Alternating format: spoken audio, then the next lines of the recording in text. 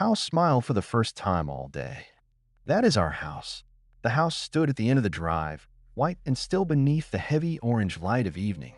The porch wrapped around the front like open arms. The windows reflected the sky.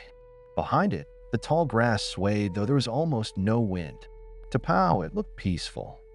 To me, it looked lonely. To Angie, it looked like punishment. To Scott, it looked like something was watching from the upstairs window. It's bigger than the pictures, Pao said. Me stood beside him with Crystal on her hip. It is too quiet. That is what we wanted. No, Me said softly. We wanted peace. Quiet is different. Angie stepped out of the van and looked around at the empty road. There's literally nothing here. Angie, Pao said. What? I'm just saying. You moved us to the middle of nowhere. Scott did not complain. He only stared at the second floor window. Me noticed. Scott. He lifted one hand and pointed. There's a lady upstairs. Everyone turned. The window was empty. Just dust on the glass. Just sunlight. Just the reflection of the sky. Pao placed a hand on Scott's shoulder. Probably the realtor. Scott shook his head. No. She was bending down. Then he bent his knees, lowered his head, and tilted his face upward without lifting his chin. It was an ugly position. A broken-looking position. The kind of pose a child should not know how to make. Angie rolled her eyes. Great.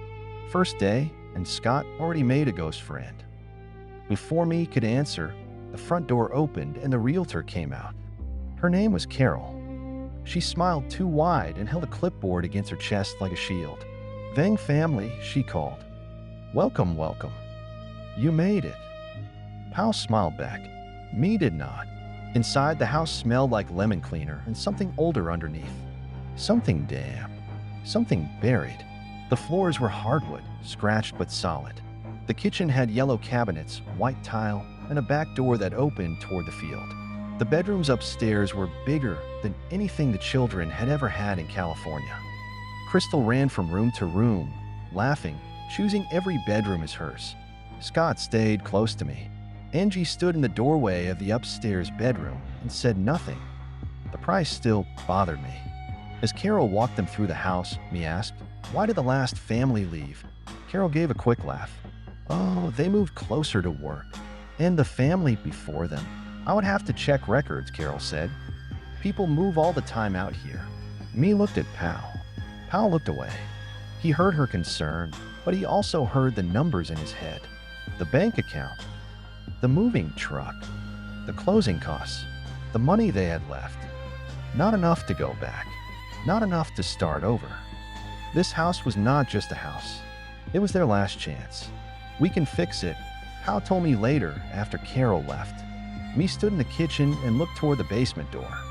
A house is not only walls. I know. Do you?